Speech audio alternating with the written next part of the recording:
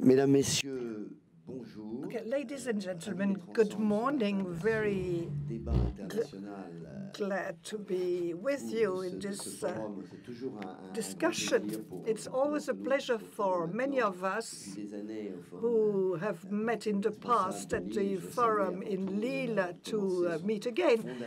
First of all, we have the founder, Philippe Vasseur, who is with us and who will conclude this discussion, and I very much rely on him to draw the conclusions after the discussion we will have on the connections between Europe and Africa in the field of sustainable economy. So thank you, and we will be happy to hear what you have to say in terms of proposals. Thank you for being here. I guess that you are very much interested in this vision, not only specific to Europe or France, but also to Africa. And so I'm very happy to welcome here some players in these issues in Africa. First of all, I will introduce these people, and they will further complete what I say, because it's important to know what you do and who you are. So first of all, we have a title, how can Europe help Africa to define its own model of sustainability? I'm happy to have a title like this, but I think that we should go further and say what Africa can do for Europe, because I think that we are complementary, and one of the tools on which we will which we will deal with, because it's a common denominator for all of us. It's training, research, implementation of sustainable development approach. We all deal with training, but I would like the discussion to be both ways. And I propose to talk about three main issues. First of all, what are the expectations in terms of understanding, approach, training of ideas, economic responsibility, stakes, and sustainable development seen from Africa? How do you see the situation in Europe, and what can Europe and France do? Because we are one of the players, and we will conclude with the assistance of the audience with issues that are a little bit more operational. What can we do today to develop an approach that would be better organized, that would be more common and organized, and that would make it possible to provide an African aspect? So this is the proposal I'm putting forward with regard to the discussion. First of all, Thierry Denet. Thierry, for years now, has led a network which is called ARSE from Cameroon. He knows the Congo, he knows the western part of Africa. I have Aziz Derj, who is one of the pioneers of sustainable development in Morocco. At Cozuma, he has developed a real strategy in the sugar industry, and I think it's very well led. He is leading the RSO network that will hold its conference in Casablanca soon on circular economy. And we have Ahmad Ba, who is heading the RSE Senegal network. He has worked a lot in the field to help the companies and the enterprises in this field. Well, we do not have many women with us. Sorry for this, but I rely very much on you, the ladies, and more particularly the partners, like one of them, Agnès Rambaud-Baquin, who is also in the same movement in which we all take part. So Agnès is among the audience, and she will also take the floor. Maybe seen from Western Africa, can you take stock of the situation? What is the situation today in terms of demand? What is the situation in terms of needs, international companies, African companies, African society? So in a nutshell, can you tell us about the needs and where we are after the objectives of sustainable development, after all the efforts of the economy to move that way? So what is the situation seen from Dakar? Well, first of all, how can we summarize things in an easy way? The most significant need we have in Senegal is a need to clarify things. First of all, clarify the concepts, because the concept of sustainable development are global, but the way we use them is local. After 8 years of development, we have to clarify the concepts, because when you are someone elected locally, if you are an enterprise, if you are in the civil society or a labor organization, everybody talks about this approach in a different way. And in terms of sustainable development, it's even worse.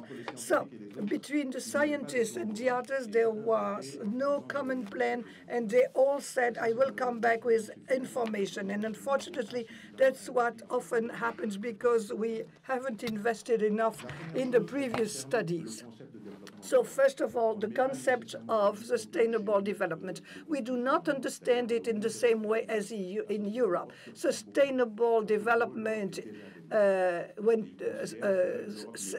pronounced by Europe, is not the same, because you are in sustainable,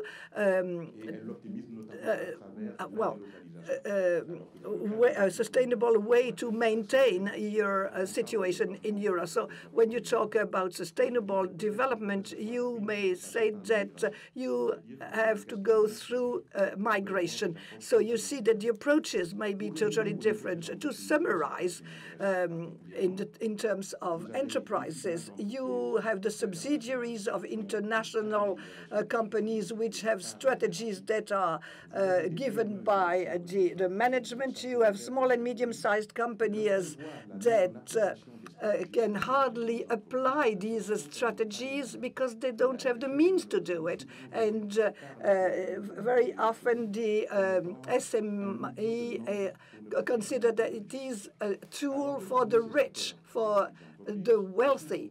Many of these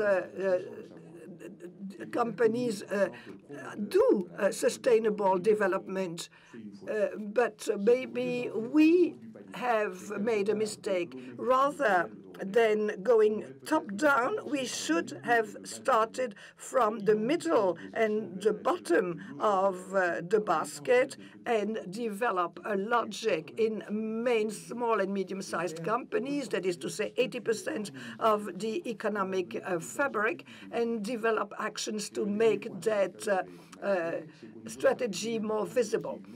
In terms of strategy, we have another approach. It's in communication. We have seen to it to make the enterprises involved in sustainable development. We haven't given the right communication. We have communicated on the companies and not on the programs of these companies, but I will further develop that a little later. This critical analysis can also be taken up by other parties in this discussion. Now, Morocco. Morocco is, I would say, a big boat going to Africa with messages. You are very much involved.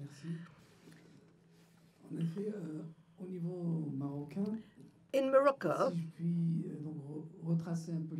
if I may recall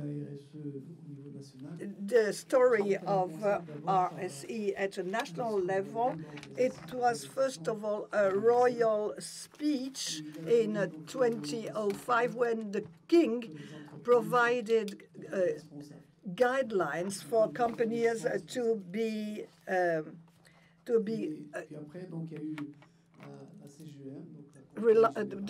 responsible, and then you have the employers in Morocco that drawn up a charter and then a label, a CSR label, to support companies when developing a CSR approach. And this is what made it possible to develop that approach at a national level, and then we try to have it better known elsewhere. Some enterprises were ahead of the others. Multinational corporations, of course, as was said by Bas, they already had policies in terms of CSR coming from their parent company. So they had already applied something, and other Moroccan enterprises that started later had to take up some principles. First of all, they had to understand what it meant, and also they had to meet some of the criteria provided by CSR, and of course they had to develop on that basis. Now we have about 100 companies that are CSR labeled, but it's expensive. That's the problem, because of the audits that are required, etc. So SMEs can't afford to have that label unless they participate in events like this. But our role as an association is to promote, to talk to the people who are at the head of enterprises that this approach is necessary. For us, the CSR approach is a new economic model for the enterprise to be sustainable, for the enterprise to be well accepted and to develop its market. It's our approach to say that when you are working in a company, when you have a respect to the customers, you will be respected by the customer. So it's rather behavior of the company.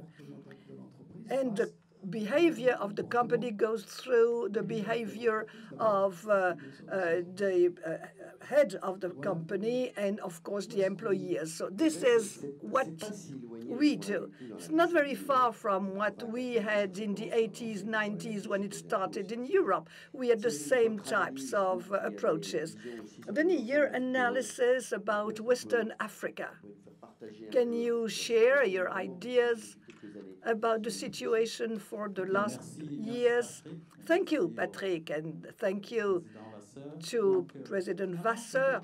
But before I come back to what I have noted in terms of evolution of CSR in Africa, I would like to go further, because at the opening session, the President has talked about some challenges, and there are 5 challenges: automation, demography, and there were exclamation marks. And I think that there will be a conclusion of this meeting this afternoon. But I think that after demography, you should put immigration. And when I say immigration, it should highlight the CSR approach. Have we solved some of the problems? I know that immigration seen from Europe has an important, significant impact. I take an example.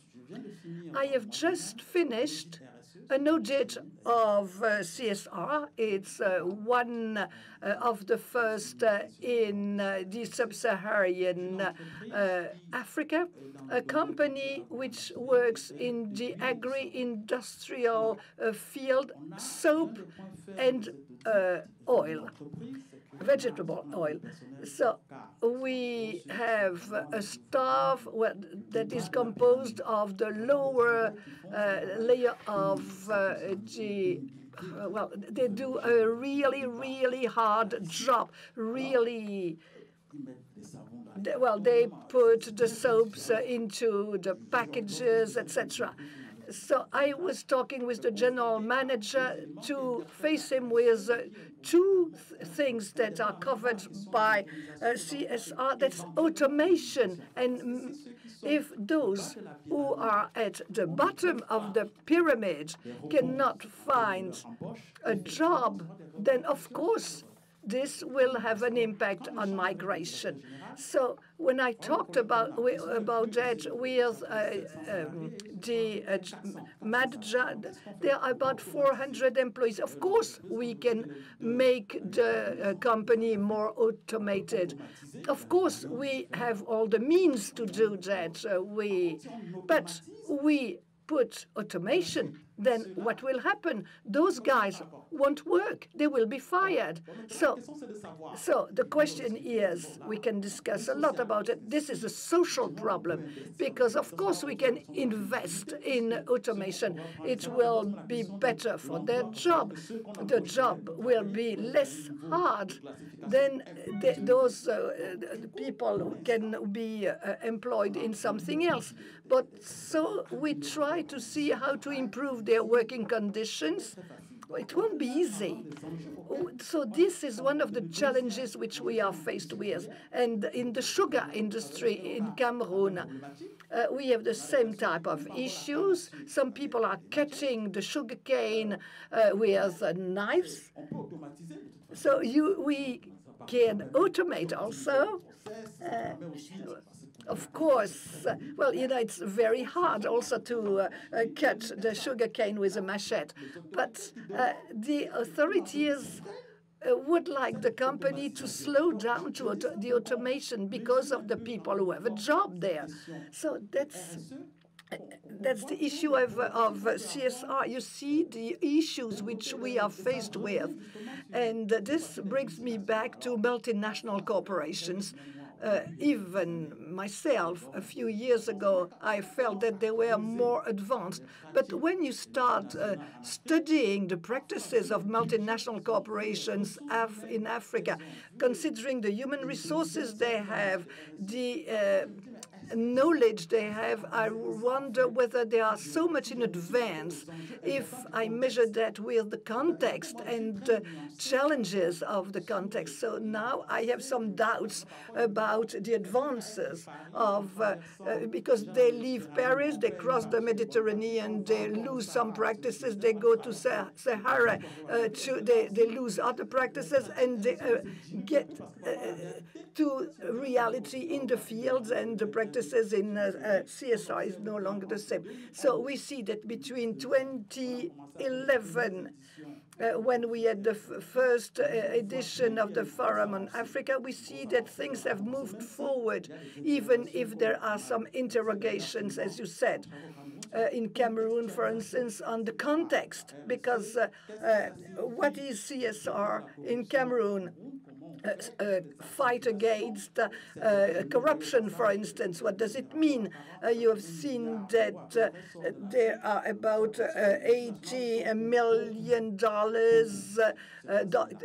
in corruption, and the multinational corporations are very much involved in that. So there is something that should be done. We as the authorities in terms of public policies, for instance, in terms of a CSR. It's necessary to have training, but now multinational corporations are developing CSR. A consultant comes from France.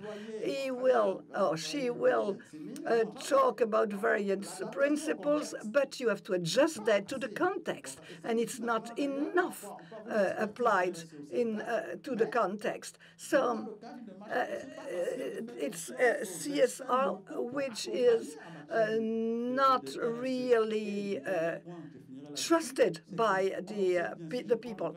If I take the company that carries out the audit, if you don't abide by law, it won't work. So for a CSR audit to be carried out, they say it's important for my strategy to be legal, and this is very, very new. Thank you. Thank you for the three of you for recalling the situation. That is to say that we try to apply the same model as here, and that's what we do. That's true. Thierry has said it very clearly and explained it. And this should lead us to rethink things, because the challenges are not the same in Europe and in Africa, even if we have some challenges in common. But we sometimes apply processes first. So it's a vision of a rich CSR or a more mature CSR, while you raised the question of the respect of legality. I would once say that in Europe it is applied to some extent, but you say that locally it's different. And of course the challenge of employment, which will further develop.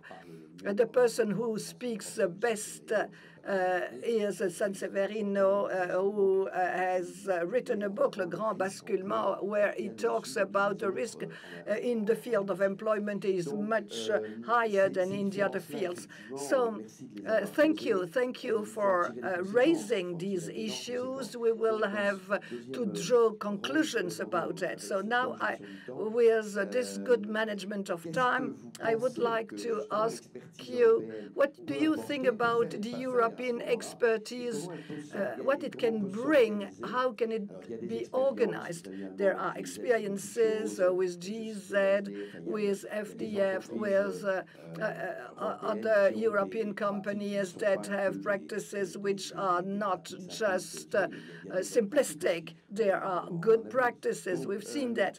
But how do you see things? How would you like them to be organized? We are in a new cycle where we have to be more operational. Maybe we have to be better in the way we work, and we shouldn't make too many mistakes. My country, the continent on which I live, we love proverbs, and there's one that I really love in Senegal, who said, just one hand cannot applaud. And in terms of CSR, sustainable development, we share the same planet, we share experience, we share success and failure, and partnership has developed with Europe and with other continents has to be done through good practices. What is really lacking in Senegal and in most of African countries has to do with the involvement, the commitment of public authorities. They need to be aware of the situation. This can be translated through a legal framework which can promote initiatives, incentives for virtuous companies that do start initiatives with indicators, and we should not limit ourselves to just statements. We need to move from theory to practice. This is crucial.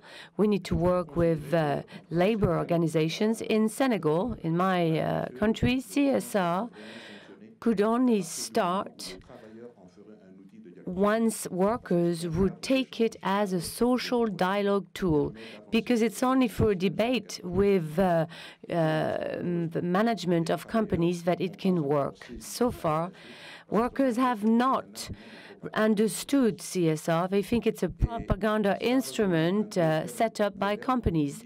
A second proverb says that soap cannot clean itself.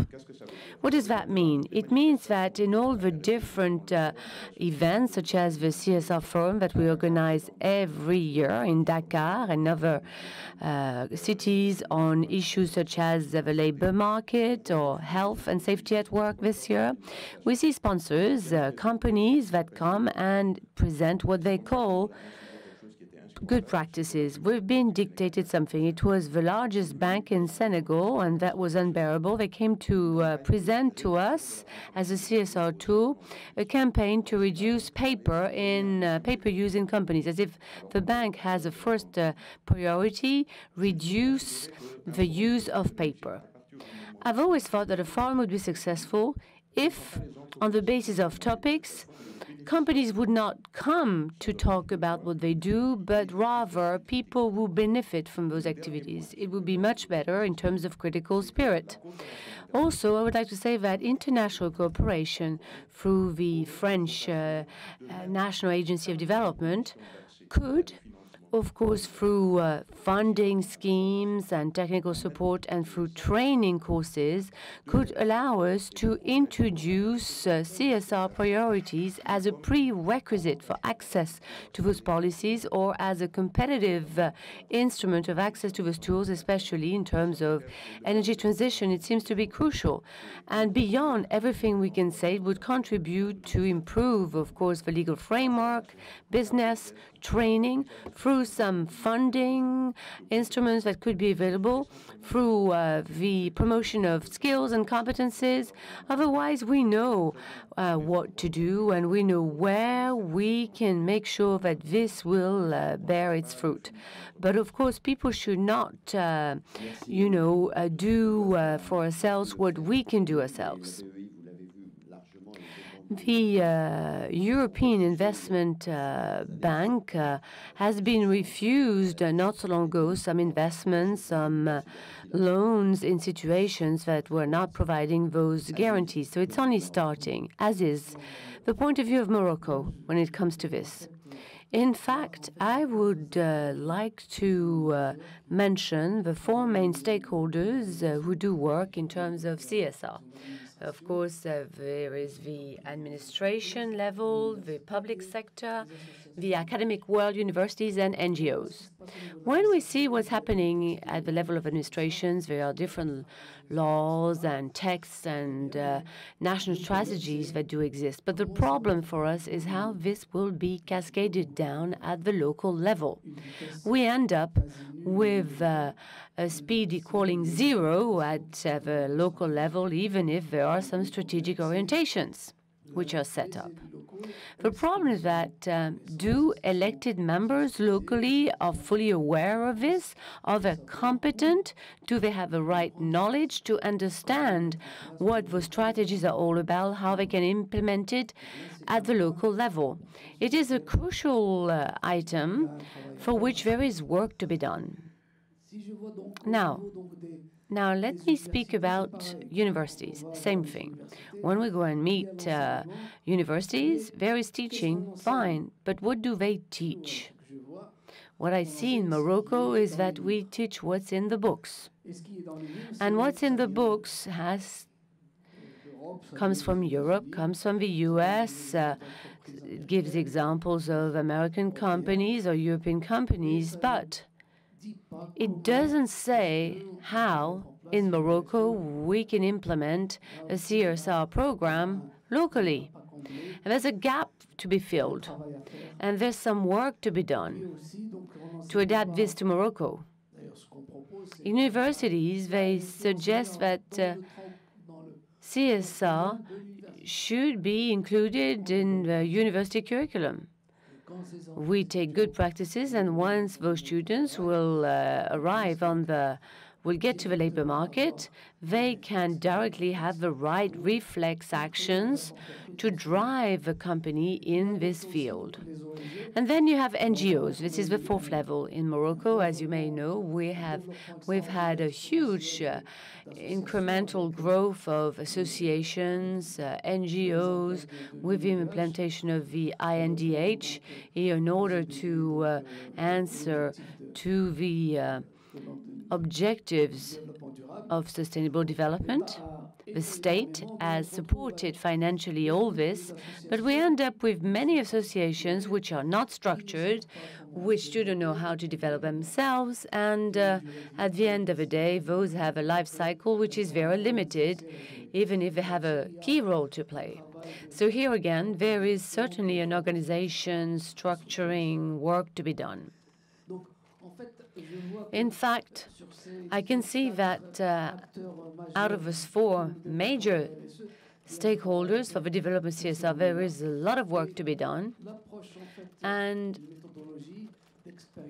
we need to have the right approach in terms of methodology, in terms of sharing experience. I think for this we should work with Europe. I can see how communities here have developed circular economy. These are good practices in Europe. This should be twinned or combined with certain Moroccan or African communities so that Europe can share its experience to see what type of methodology we should implement. Of course, the context, the environment is different. But anyway, those good practices could be possibly transposed. For universities, the research priority or strand is also important. There is research on some topics. Are those topics in line with a country or not? We need to decide upon this. After doing some research, we need to disseminate the outputs or results. And for this, we have a difficulty. Our association that I represent has done some work for this particular strand or topic. We have tried to collate all the issues on CSR. We're about to issue a book in November on CSR in Morocco. It will be officially presented in a conference. And of course, we need to make sure that through students we have a better picture of what is done at the national level. Our topic is going to be dealing with the problems of a country. This is another issue. Now, when it comes to the administrative level, the public authorities, we try and talk to them, speak to them. Sometimes they do cut and paste exercises. They try and copy the European legal framework. Maybe they have to follow the European directives. I don't know. It's difficult when you have to of course, use those frameworks which are not necessarily adapted to the economic situation in Morocco, not adapted to the Moroccan companies, not transposable. They sometimes dictate that we are even beyond the Moroccan potential, even if in Germany they haven't reached that level yet. So sometimes it's a bit absurd, and those foreign stakeholders need to understand that the evolution of economics or the evolution of CSR is carried out step by step, and we cannot do a leap forward and start accelerating without really make sure that we have the right foundations and that we have the right pillars on which we can rely on for sustainable development. There's a lot to be said. I will stop now. Thank you very much for this time scale that you have just mentioned. It is huge. We'll come back to this later on in the Q&A session. But how much time do we have to make it happen? How long does it take? You know what's going on in Europe. What do you think about this capacity of cooperation to try and have an impact, to try and have a capacity to take ownership of all this? How can we share better? I would like to mention 4 topics. First of all, training. Paradoxically, And this is particularly true in multinationals. I was a bit critical earlier on. Let's take an example of major French companies, CSR policies in Paris. I remember that in a forum about CSR that was organized in Africa, I had the head of a French company for CSR and the general manager for Cameroon in the room. And a question was asked. We said, does your manager for Cameroon who's in the room, has he had an impact on your French framework for policy? So in this big company, we're sometimes surprised that apart from the CSR manager who has had some training, many senior executives are not trained on CSR. So at that level, I think training is needed, adapted to the context environment, and the rest will follow. I think it has to be then connected to the activity sector. A telephone or telecom company doesn't have the same challenges in terms of CSR compared to a mining plant or any other type of industry. So we need to align CSR to the local context. CSR will work only when it is connected to the context of a company. Secondly, after training, we need to guide people. We need to have some guidelines about CSR for dedicated sectors. Let me take an example. Patrick was asking for good examples. Right. Thanks to cooperation with Germany, we have produced a CSR guiding book for companies in Katanga. It was a French stakeholder who was the contact person for Katanga. And she told me that she had to impose something at one given moment because there was a lot of pressure so that the company or consultants who are going to achieve this particular survey come from Europe or France. And she was saying, no, if you want to develop the guidelines for Katanga, we need people from Congo to come and do the survey.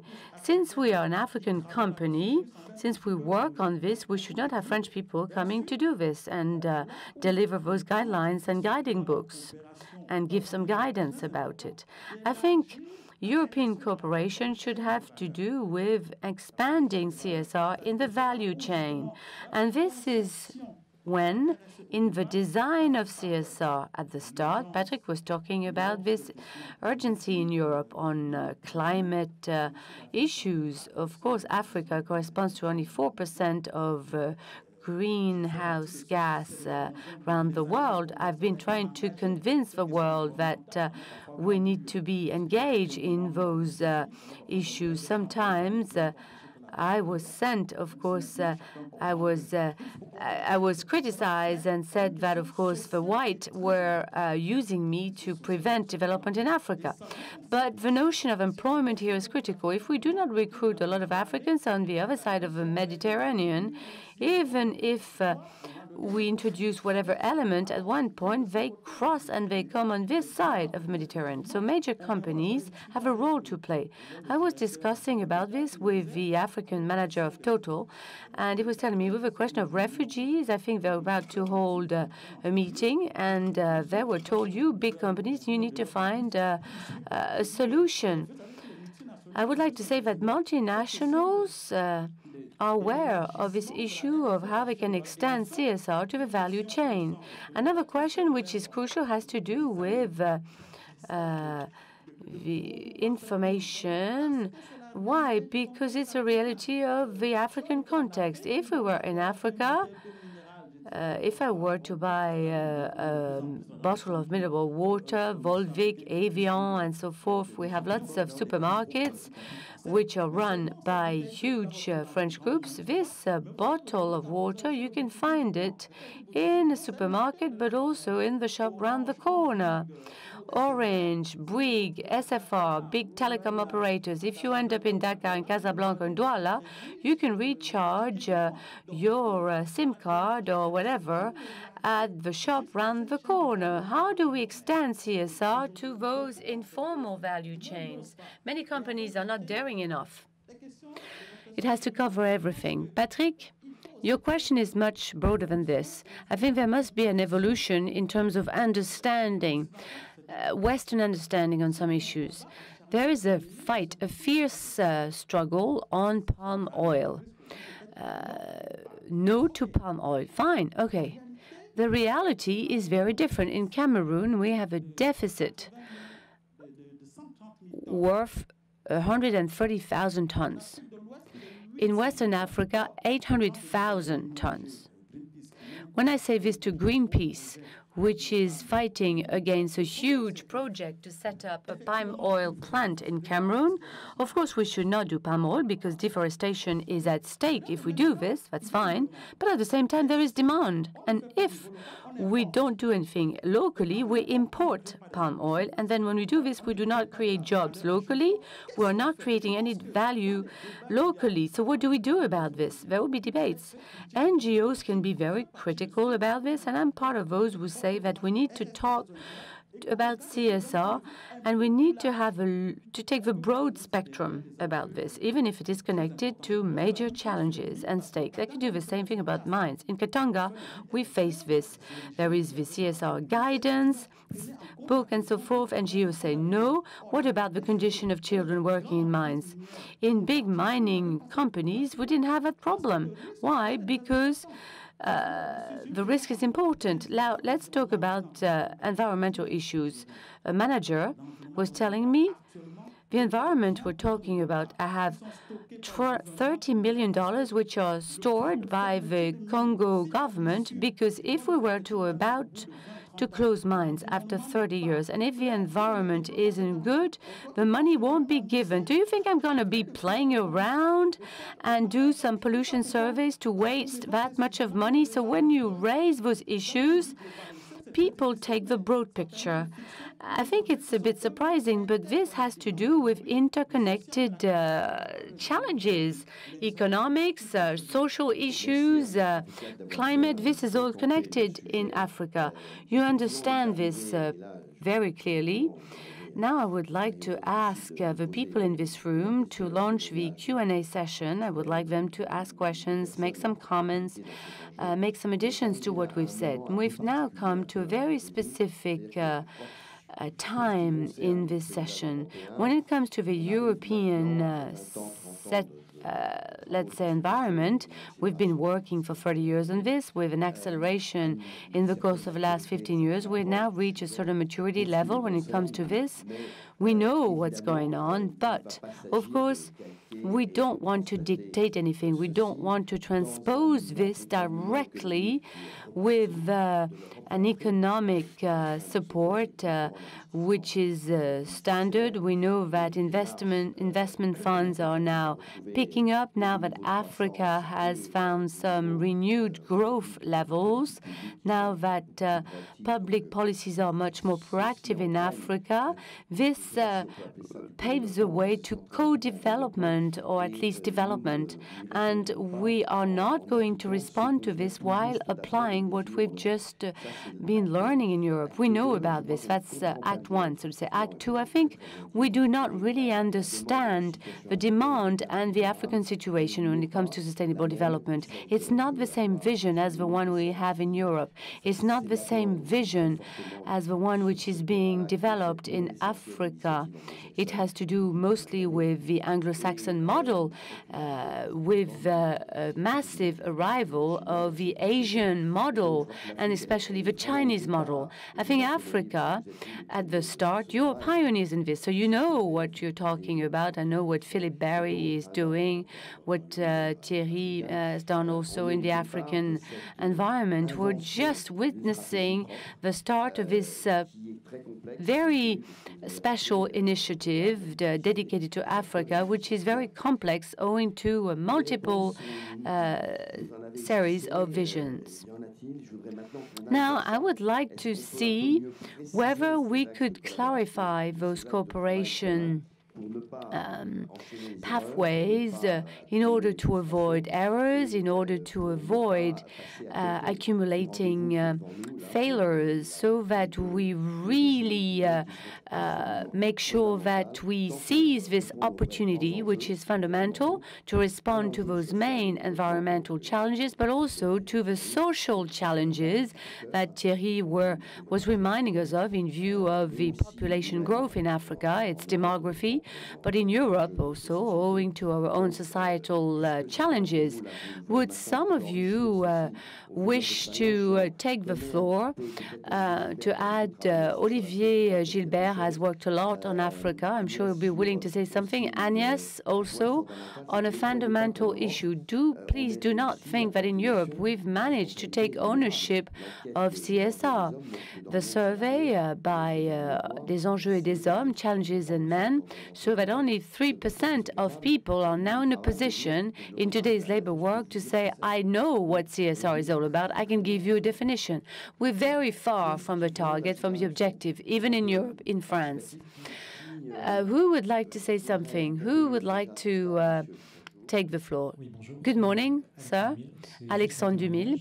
It's just a testimony I would like to give. With some African colleagues, we have launched a network for circular economy in Africa.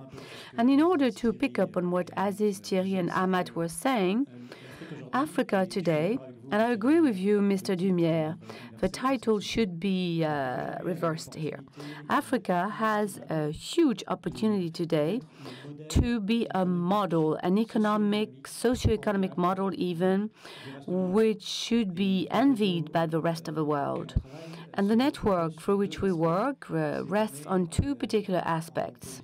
We are in a continent which is below the global footprint, 1.8 hectares per person, per capita.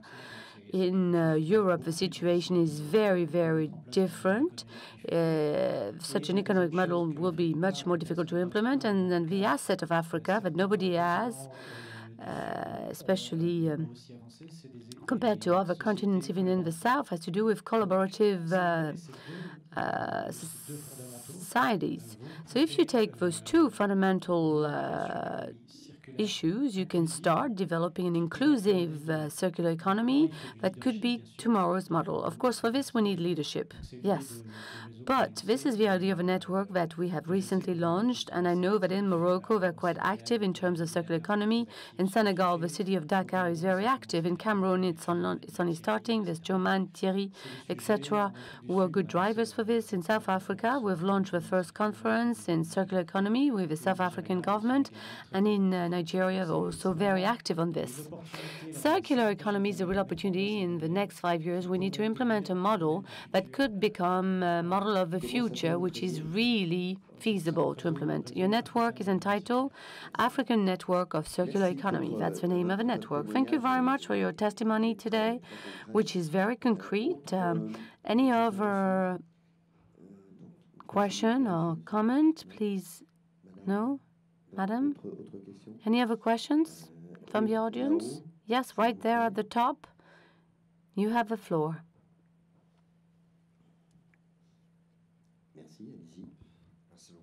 Thank you very much. Yesenchi Bucci, I'm a student at Estes. I have a question when it comes to the title of this session. I'm under the impression that each time we talk about Africa, we have a vision which is stereotyped, and it means always that we need to help Africa. I couldn't understand the title. Europe should help Africa. Why shouldn't Africa help itself? I want to invest in Africa. My mother is Moroccan, and I would like to make sure that those countries can develop themselves. So therefore, do you think it's an investment which could prove to be profitable for the people themselves? And do you think that projects are achievable there, especially when it comes to the cultural differences, the fact that people don't have the same motivation as in France, it's not the same legal framework? Do you think it's feasible? Would you like to answer answer this question, Aziz, first of all, since you're Moroccan. Any initiatives today led by innovative companies such as startups which are applied to this field of sustainable development? Actually, the Moroccan economic system is quite open. There are many new opportunities that are given to the enterprise to come and set up in the country through such mechanisms as the Center of Industrial Development in each large city. And so they can help the investor throughout the project with all the administration. So there is a lot of support in this field, and I don't think that there is any concern in terms of development, because Morocco has quite a significant development, and the population is therefore also developing, and the needs are better met. Now, of course, it depends on which sector you want to invest in. In Morocco, that is the problem. Invest in what? Water? In agronomy? Or in what? I would say when you invest, you have to invest and invest yourself. You invest money and invest yourself. If you do not invest yourself, you can't make it. I think that at any time there are difficulties, and the approach of investing in a responsible way is what is required, and that is what would make you sustainable. And there is the analysis of the context. If you want to implement, rather create an activity in an area, you have to understand the environment, know who the players are, see what is the future activity, etc. So if we start with an analysis in CSR on an activity, I think that it can only succeed. Now, talking about the startups, of course, there are many of them that are developing with many things that are smart. Lately, I saw that a young lady has developed bags with waste coming from fish waste. I was surprised. They were in a city where there were a lot of fish cans produced. So they take out the scales, the skin of the fish, and so she developed a sort of leather which is made with that fish waste. And so she has presented these bags, easy things that can be developed. Another one has developed fridges, refrigerators for potatoes.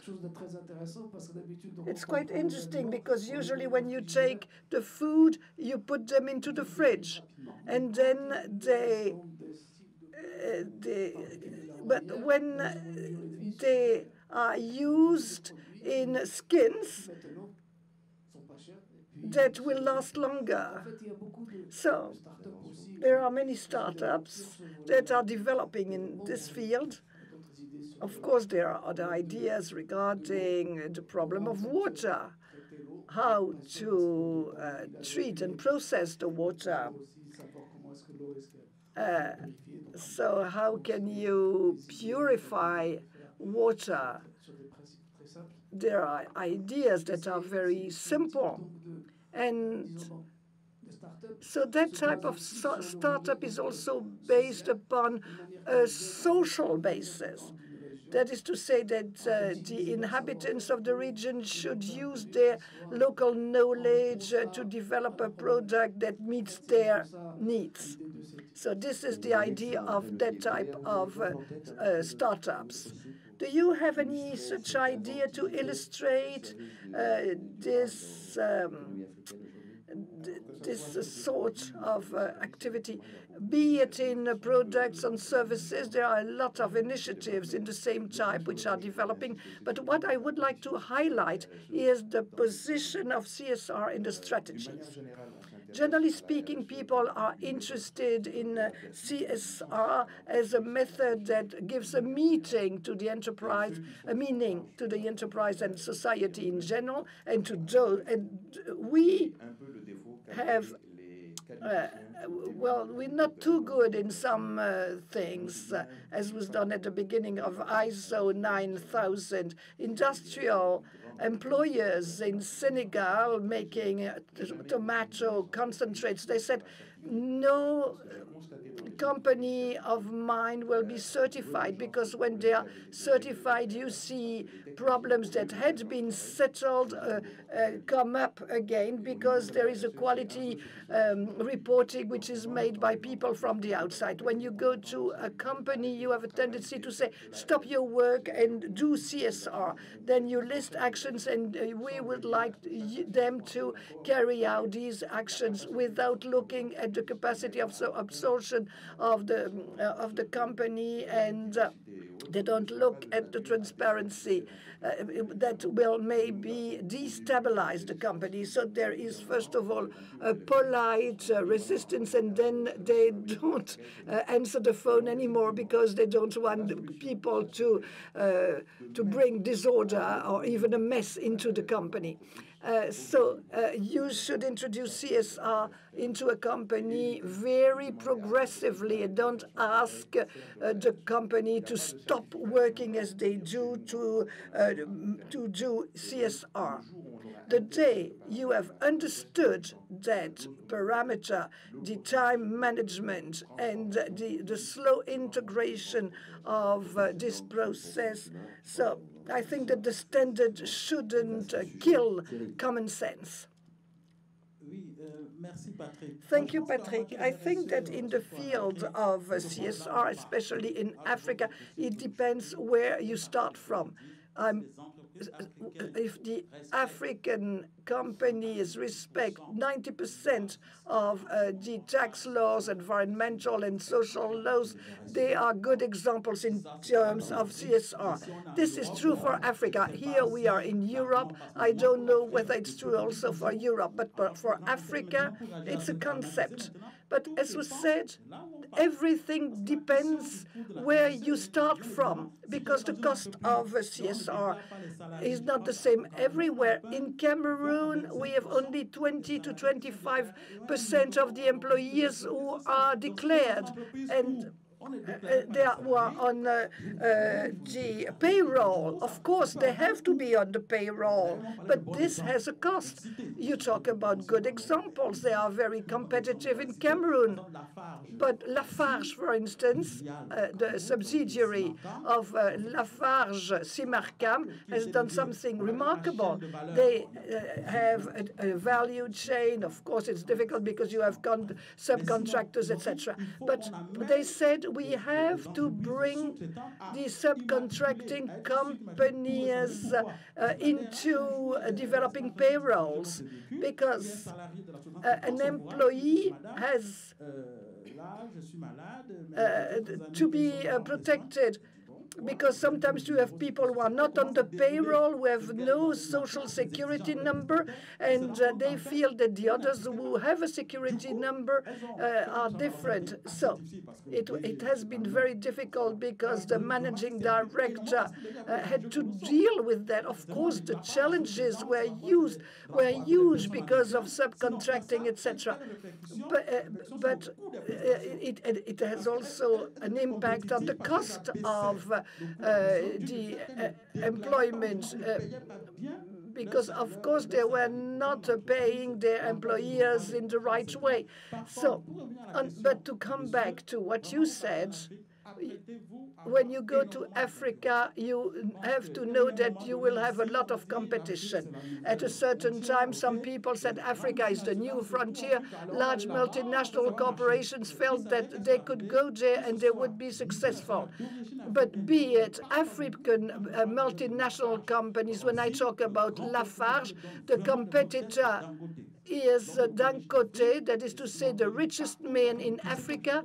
He has plants everywhere, and he challenges very much Lafarge, Total, same thing, distributor of fuel, but in Cameroon it has been liberalized. We have now other distributors. So whatever the sector, in terms of innovation, I can tell you how innovative young Africans are. I'm very happy because I belong to Orange as social entrepreneur in Africa, and I can tell you that we have lots of projects. It's very striking.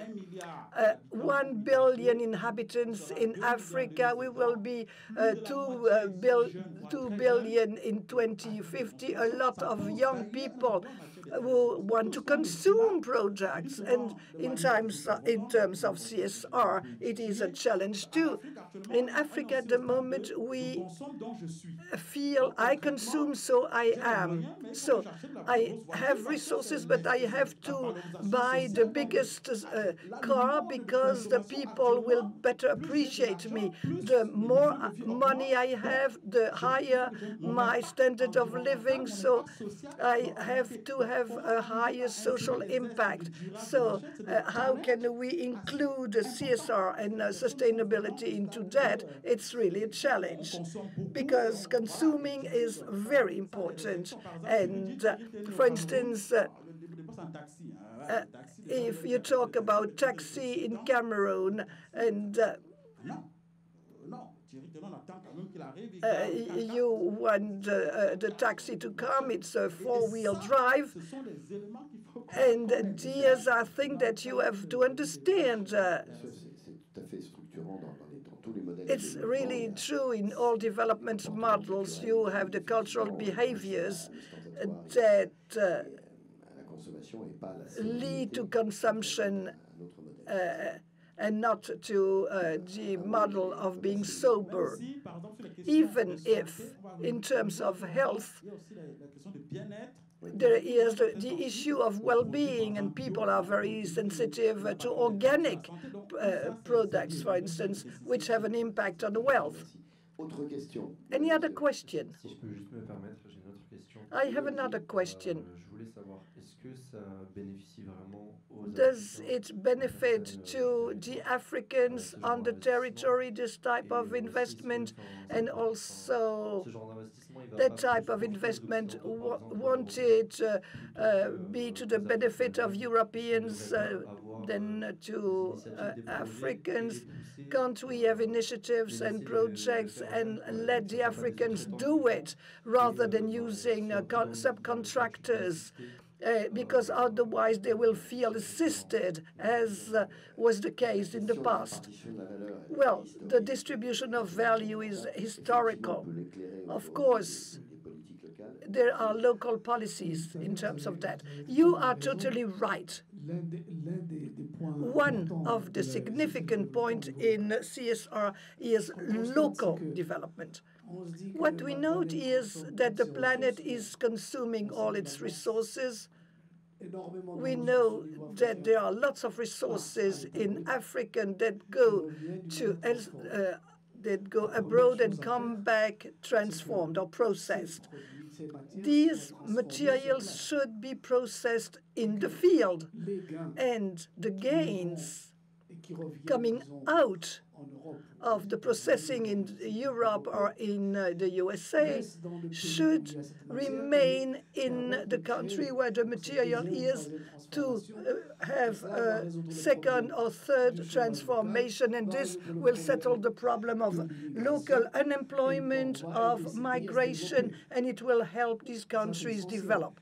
This is essential. In addition to that, if these investments are made in a responsible way, taking into account the constraints or sustainability, environment, etc., we also make progress in transportation, because you have a double transportation when you export material and you import processed problems. So same gains in terms of CO2 emission, etc.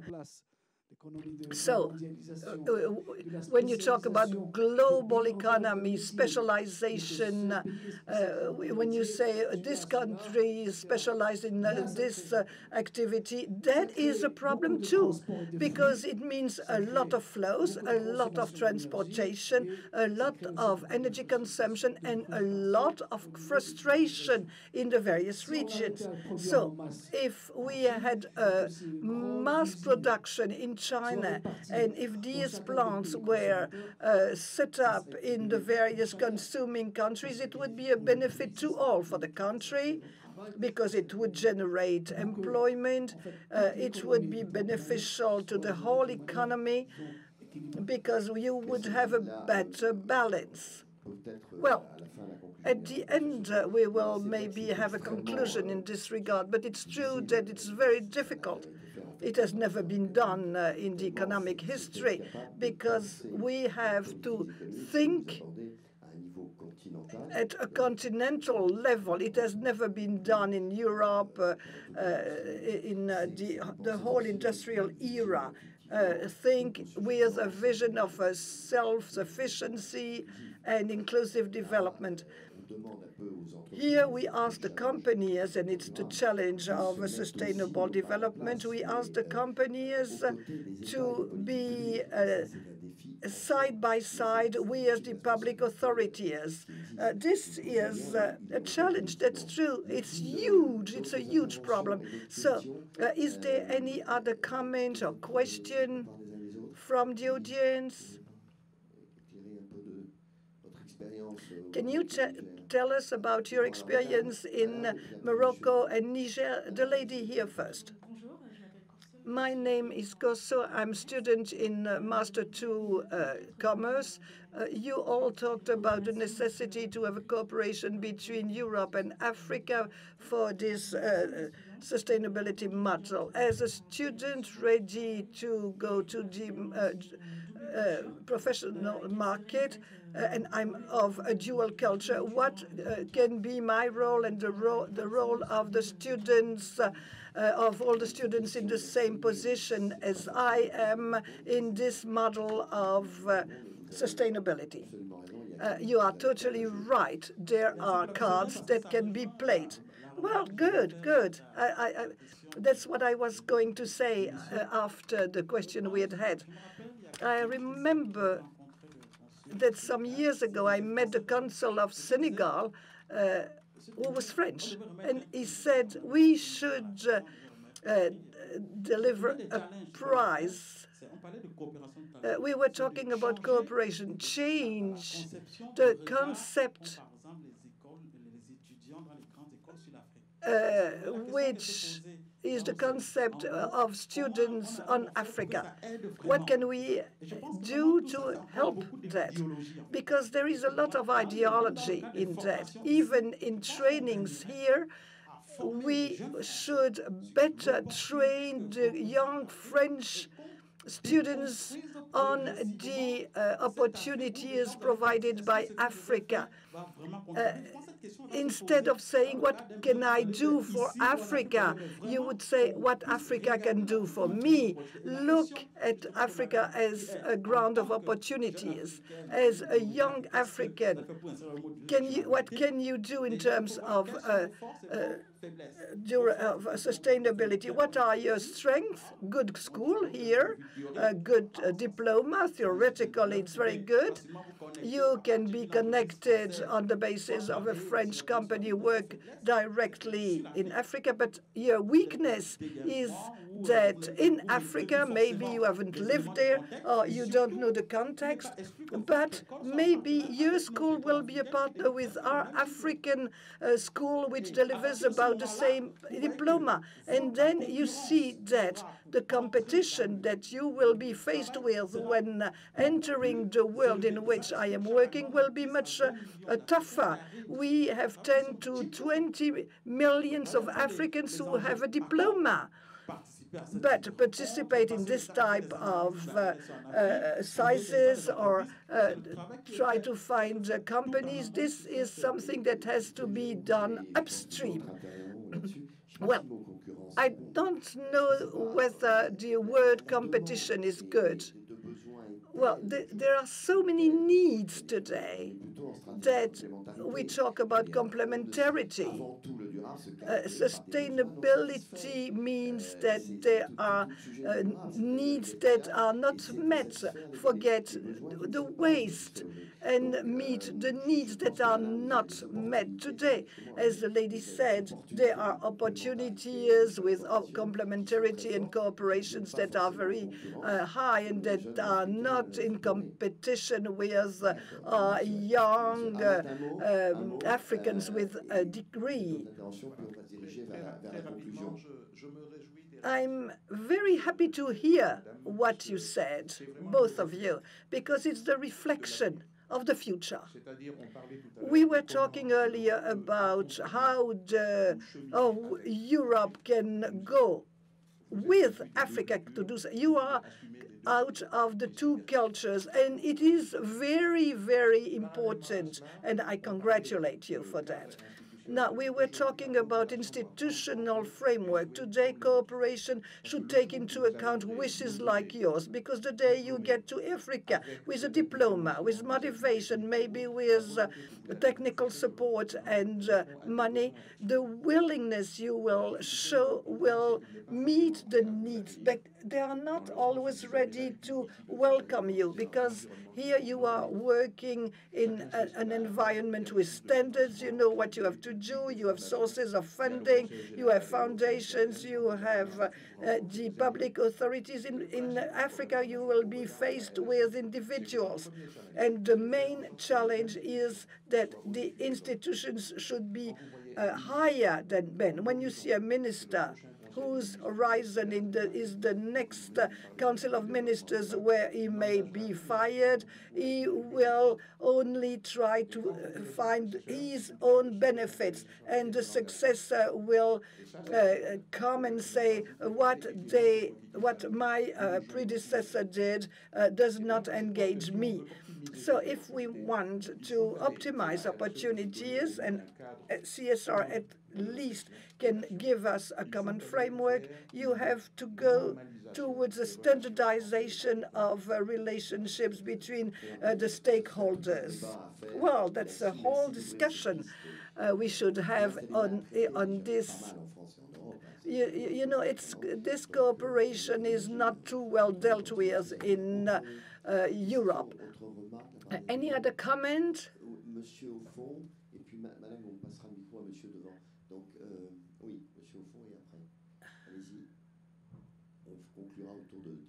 And then we will conclude around 10:30. I'm working for an organization which is an association which has been working on digital technologies in Africa, and to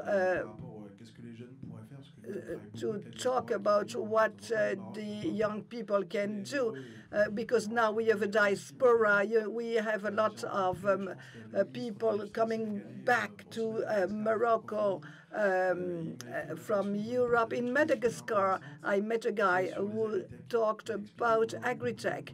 A lot of young people want to come back to set up startups, but the continent is not ready yet. And they explained that they were ready to work in farming, because these are structures that cannot be relocated. And in farming, you can provide food, you can provide jobs, because one of the problems with startup is I'm successful, I raise funds, and I go abroad. So it's important in both farming and technology. And what brings a lot of diaspora is management also. When it comes to Africa, possibility to go back to Africa, help large structures to manage everything that is employees. A lot of people want to become entrepreneurs and dealers in some various activities.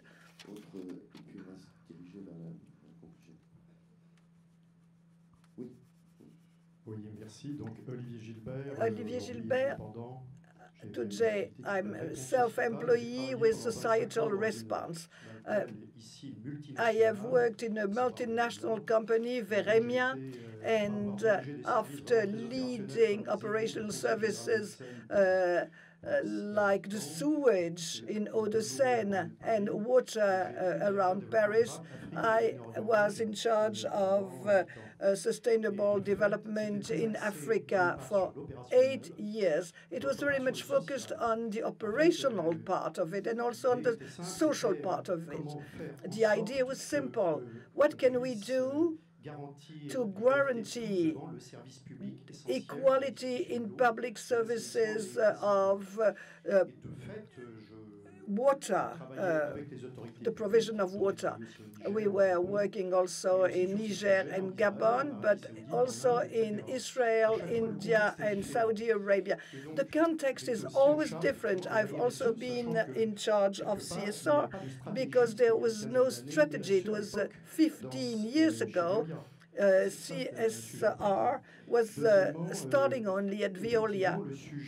So this depended very much on the local context. We were working with the public authorities and for the public.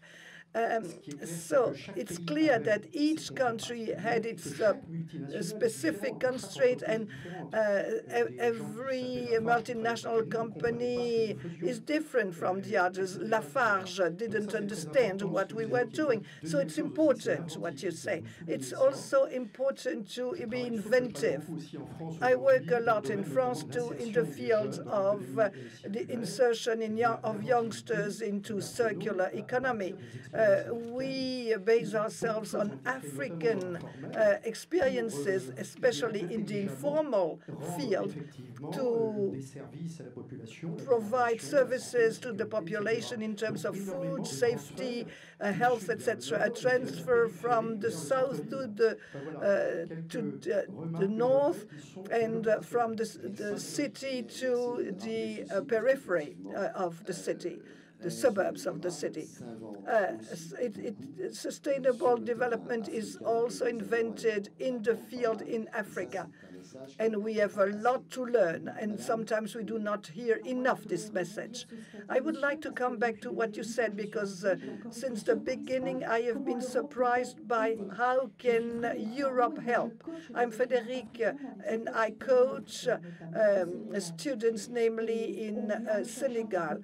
I'm asked to be a coach, not to help the students, but to show them that they are responsible and that they are able, and that we are no longer imperialistic. That's true. We should deal with the matter in those terms. And once again, this questions things. Well, before we draw a conclusion by Philippe Vasseur, I would like to focus, with the assistance of technicians, on an initiative that is bringing all of us together and that tries to build that cooperation. I think that behind that, there is an idea that should be further developed in the field of twinning between the communities in Europe and in Africa.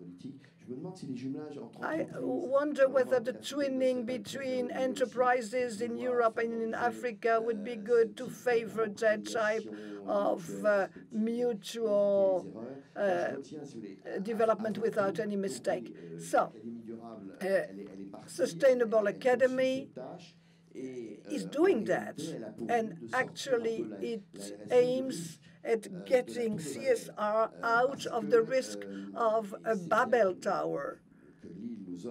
Lille gives us this opportunity.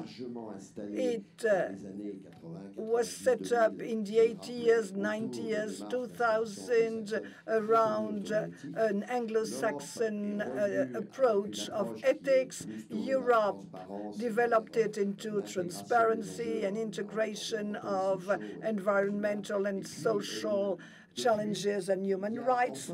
And then we had new references that should help us avoid having a Babel Tower that will make subject different whether it is being dealt with in China or elsewhere. So this misunderstanding of the language, something means that we won't put the same approaches behind the words. So we should list the main challenges, open this up to partnerships, making it possible for each one of us to find terms and conditions, operational approaches that would be common. I think we are able to do that. We are able to work together on some achievements if we can analyze the challenges in the various ways. Of course, the problem of water is not the same in Europe, and in Africa it's basically more central in Africa, and around of that we may have common solution. So the Academy aims at being a network of networks, and on the basis of African experiences, let us use the best of it. In Europe, we are developing a French school in this field, and I totally assume this around interesting experiences in companies. But now we have to insert it into the vision which the Africans are developing. So this initiative, which will lead to a first international seminar to train the young Euro-African leaders in sustainable development in Casablanca between the 7th and the 12th of May next year. And this will make it possible to find more players who will lead these companies. So I would like to know whether you want to add anything, and then I will give the floor to Philippe Vassal, who will conclude. Any other thing you would like to say? All I can say is, as a matter of fact, Africa is a continent that is totally changing. It is a continent on which innovations have an impact on the environment and the economy, and also a social impact. It makes it possible to do a lot of things. So I hope that cooperation on between the two sides of the Mediterranean should be new. We should invent our capacity of cooperating. First of all, quel est celui qui a laissé passer un titre aussi stupide pour cette... bon, alors... Non, mais j'ai donné un bon à tirer, donc je m'accuse même. C'est vraiment le titre le plus idiot que l'on puisse avoir. Le bon titre, à la limite, c'est celui qui est en anglais, mais pas celui qui est en français. Ou alors il aurait fallu mettre « Comment l'Afrique peut-elle aider l'Europe ?» Et moi j'avais la réponse. C'était de vous proposer d'éditer un guide des proverbes sénégalais s'adressant au développement durable. Parce que quand vous dites, par exemple, une main seule ne peut pas applaudir, vous avez dit en une phrase des discours très très longs qu'on n'arrête pas de multiplier sur l'intérêt de coopérer, de collaborer, le co-design, la co-construction, etc. Donc je pense qu'il faut remettre les choses quand même à leur juste place. Donc je présente au nom des organisateurs du forum mes plus plates excuses, et la personne qui a laissé passer cela, c'est-à-dire moi-même, sera sévèrement punie. Au moins privé de dessert. Pardon ? Ouais, mais c'est pas bon. Non, mais il faut qu'on sorte de l'esprit. Attendez, c'est très sérieux. Et je pense qu'on en a eu la démonstration ici au cours de ce forum. Il faut qu'on sorte de l'idée qu'on sait tout, qu'on a à apprendre au monde entier, et que le monde entier regarde ce qui se fait chez nous en se disant « Ah mon Dieu, quel rêve de pouvoir les suivre ». Le monde ne fonctionne pas comme ça. Et quand on connaît un tout petit peu l'Afrique, je la connais 1000 fois moins que vous, on sait qu'il s'y passe un certain nombre de choses qui sont des choses extrêmement positives. Et qu'en Afrique, on invente par rapport à son territoire, on n'invente pas par rapport à des normes qui sont des normes globales. Je vais prendre un exemple. On avait dit à un moment donné que l'un des inconvénients de l'Afrique, c'est qu'elle ne pourrait jamais se doter, ou en tout cas très très lentement, d'un certain nombre d'infrastructures, de réseaux qui étaient indispensables. Autrement dit, comment voulez-vous installer le téléphone en Afrique alors qu'il faut tirer des fils partout? Et on sait aujourd'hui que de toute façon, eh ben exactement, ça ne fonctionne pas comme ça. La technologie a apporté de nouveaux moyens de résoudre ce problème. Et je crois savoir qu'il y a, disons par habitant, quasiment autant de smartphones en Afrique. Il y en a plus. Il y en a plus. Et on s'en sert.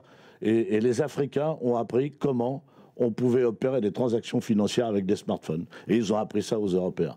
Donc voilà, c'est donnant-donnant, c'est gagnant-gagnant, inspirons-nous les uns des autres, et surtout en partant du principe que nos histoires ne sont pas nécessairement les mêmes, même si à certains moments, oui, elles se sont mêlées, et pas toujours dans les circonstances qu'on aurait préférées, mais ça, c'est l'histoire.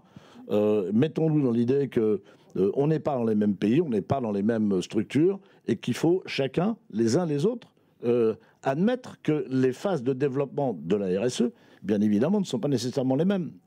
Moi, j'attends pas du tout qu'on applique les mêmes principes au Cameroun qu'en Norvège ou en Suède, qui sont les pays dans lesquels ils sont très très développés, compte tenu de... etc.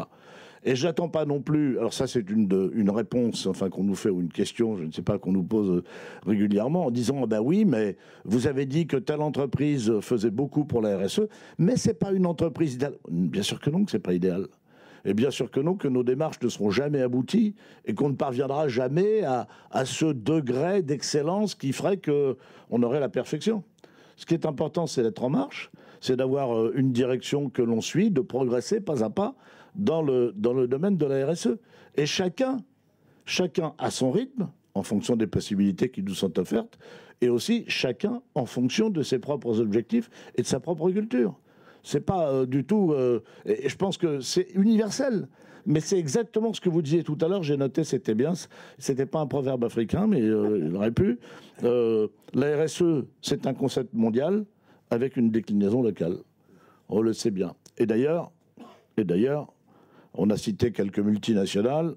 Moi, je connais des multinationales qui sont exemplaires dans le domaine de la RSE sur le territoire dans lequel leur siège est installé. Pas de problème. Et puis si on creuse un peu et qu'on va voir dans certains pays, les pratiques ne sont plus tout à fait les mêmes. Alors là, il ne faut pas me parler non plus de déclinaison locale. Je pense que ça aussi, c'est un élément important dans la sincérité de la démarche RSE de la part d'une entreprise, que de savoir s'il y a un concept universel, entre guillemets, de l'entreprise sur sa démarche RSE. Ce sont des questions qui sont des questions tout à fait passionnantes. Et moi, je suis intimement convaincu que vous avez beaucoup à nous. Non, on n'a pas à s'apprendre les uns les autres. C'est pas ça. À échanger, à partager, à co-construire, en quelque sorte. C'est plus comme ça qu'il faut qu'on voit les choses. Alors ici, on a voulu bâtir, dès le début, il y a maintenant une douzaine d'années, une rencontre internationale, multipolaire en quelque sorte. C'est-à-dire, pourquoi? Pour s'inspirer, pour voir ce qui se faisait, pour montrer aussi à nos populations, à nos entreprises, à nous, que ailleurs, il se faisait des choses et qu'elles feraient peut-être bien quelquefois d'y regarder, de ne pas prétendre qu'elles sont dans l'exemplarité, mais qu'elles ont aussi à coopérer. Je pense que ça, c'est passé. Moi, cette année, j'avais souhaité, Patrick le sait, que nous puissions avoir un focus, peut-être à l'intérieur de notre forum, un focus sur l'Afrique. Pourquoi? Parce que je trouve que les relations entre l'Europe et l'Afrique se sont quelque peu distendues. De notre faute, très vraisemblablement, de la part peut-être de notre attitude, etc. Et que c'est une erreur pour tout le monde. En tout cas, c'est une erreur pour l'Europe. Je crois que l'avenir de l'Europe, en partie, se trouve en direction de l'Afrique. J'en suis intimement convaincu. Et je souhaiterais que l'on puisse développer cette dimension quasi bilatérale entre l'Europe et l'Afrique, soit dans le cadre d'un forum comme celui-ci, soit peut-être en mettant en place d'autres types d'actions consacrée bien évidemment à l'Europe et à l'Afrique, mais vue à travers le domaine de la RSE, de la responsabilité de nos entreprises, sociétales, environnementales, sociales, etc. Parce que ce sont des enjeux aujourd'hui qui sont des enjeux colossaux. L'Afrique, je ne vais pas dire qu'elle part de plus loin. Elle part d'un autre point de départ, d'un autre chemin. Elle empruntera vraisemblablement un autre chemin. Et on peut peut-être à un certain moment avoir des chemins qui convergent, qui soient parallèles ou éventuellement qui se rejoignent. Voilà, c'est une proposition que je fais volontiers. Je ne sais pas sous quelle forme. J'ai entendu parler d'académie multipolaire de la part de Patrick. C'est une excellente idée. J'espère que le réseau Alliance sera partenaire. Le réseau Alliance, je crois que je vais pouvoir répondre à sa place du réseau Alliance. Merci. Même si j'ai un conseil d'administration, en général, il est assez réactif. Mais l'académie multipolaire me paraît une excellente idée parce que je pense que l'une des erreurs que nous commettrions, c'est de dire que nous allons concentrer notre action en un lieu ou en une structure. Autrement dit, et je vois bien, hein, il peut y avoir telle ou telle grande école, telle ou telle business school, ou telle grande école d'ingénieurs qui dit « c'est chez moi que ça se passe ». Ce qui serait bien, c'est qu'il puisse y avoir un véritable réseau. La notion de réseau est devenue aujourd'hui indispensable. Le monde fonctionne en réseau. Si on ne l'a pas compris, je crois qu'on a pris quelques siècles de retard. Et si jamais cette académie peut jouer ce rôle-là, je m'en féliciterai. En tout cas, bon, pour le reste, je vous invite à venir à la séance de clôture lors de la déclaration finale, où j'émettrai un certain nombre de propositions dans lesquelles vous vous retrouverez. En tout cas, merci de votre participation et disons, de l'ouverture que vous nous avez apportée. Et je retiens pour le livre de proverbes. Merci infiniment, Philippe. Merci beaucoup. Nous serons au rendez-vous. Merci à vous, mesdames, messieurs. Merci beaucoup.